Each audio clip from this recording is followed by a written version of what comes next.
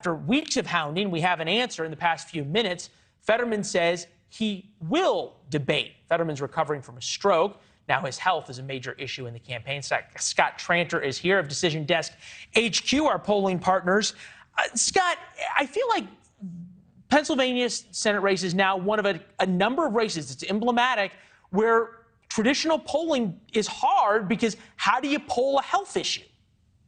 Yeah, well, how do you poll a health issue in the middle of what is a state that's pretty hard to poll, as we saw in 2020? I think it's interesting that Fetterman agreed to debate now. Obviously, there's been a lot of pressure. Mehmet Oz has been getting a lot of the press, though, not necessarily good press because of his lack of fundraising and some mishaps on the trail. So this is an interesting development and just goes to show that with 60-plus days to go, a lot can change between now and Election Day. Oh, no, it is a eternity in politics, and the Super Bowl for folks like you and the announcers just get to go along and enjoy it. I'm thinking about what Fetterman said in his statement. The issue's only been about addressing some of the lingering issues of my stroke, the auditory processing, and we're going to be able to work that out. This raises the stakes, right? All of a sudden now, you really can't poll anything until we have this debate. Yeah, well, and he's kind of laying it out there. He's saying, look, I'm still recovering from a stroke, so don't expect perfection from me, which is an interesting thing. I read that statement as a political statement, not just a matter-of-fact health statement. They're laying the groundwork for, now when NewsNation analyzes that debate, they're going to say, well, he's recovering from a stroke, and he said there was going to be some issues. So it's interesting how they've already started to frame it. Yeah, and it also makes it a lot harder for Dr. Oz to beat up on him, because then you look like you're beating up on a guy who said, I'm having problems. You look like a real jerk, as if Dr. Oz hasn't already at times. To your point, hard to poll. Yeah. Another issue that's hard to poll. I'm interested a little bit in sort of, as you pointed out, the eternity process. And we've gone from this of talking about the massive red wave that's coming to the blue puddle. And probably all of us in the media, this show included, are guilty of it. Take a listen. Democrats are clearly in a much better place they were than when we were talking about things in August of last year, right? If the focus is all on the places where Republicans are out of line with public opinion, and it's not at all where Democrats are out of line with public opinion, then of course Republicans are going to do badly. The red tsunami that was barreling towards the blue sea of Capitol Hill has calmed to a rainstorm. Can you make these kinds of blanket statements, as fun as they are to do?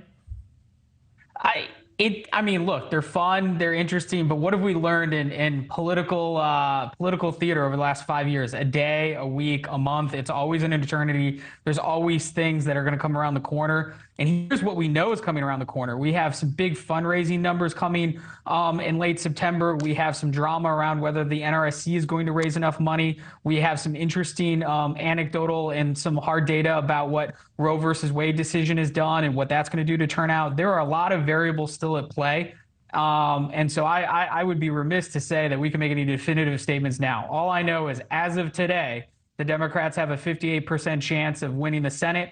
And the Republicans are in the high 80s of winning the House. And those numbers have moved a lot in the last couple of months, which means they can move a lot more in the next couple of months. And move the other way. You haven't mentioned the one thing that up until probably the middle of July we said was going to define this election, which is inflation. There we go. And gas didn't hit $10. Yeah. Amazing how that works. It's interesting. Kristen Soltis Anderson, a great pollster and good friend, it's fashionable to say that inflation is no longer the top issue in the 2022 midterms. I think that take is at best premature. You agree?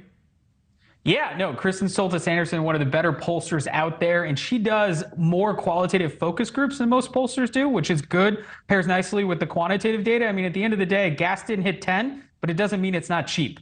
Hotels are expensive, flights are expensive, back to school shopping probably wasn't as easy as it was a couple years ago. So if Kristen Soltis Anderson says that, I think that's a good point to see. And we're still seeing it as a top issue when we poll. We're just talking about other things around it as well.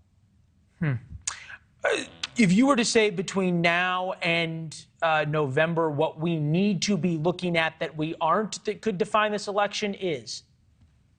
I think we're going to see some fundraising. Look, money is correlated with winning. And there's a lot of inside baseball stories about lack of money over in the senatorial candidates on the Republican side. Most Americans don't care about that or read about that. But if lack of money means lack of getting message out in October, so that's something to look at. From a macro sense, there's still a lot of international turmoil. What's going on in Ukraine, what China's doing in Taiwan, what's going on with the oil crisis. Well, hopefully there's no big international crisis, but those things are uncontrollable and those things can still happen. Yeah, the unknown unknowns. Scott, good to see you. Thank you very much. Thanks for having me. Thanks for watching. Go to newsnationnow.com to find NewsNation on your television provider. And don't forget to subscribe. Click the red button to get more of NewsNation's fact-driven, unbiased coverage.